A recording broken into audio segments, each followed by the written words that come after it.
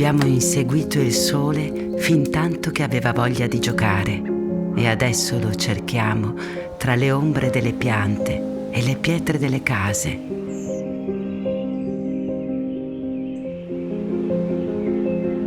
Trasforma il nostro viaggio in una favola incantata e aiutaci a far scorta di storie abbandonate.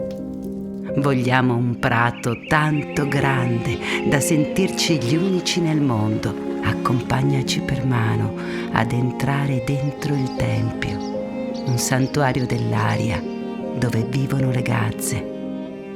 Che abbiamo ancora voglia di giocare o di perderci per strada in questa vastità di mare così simile ad un monte.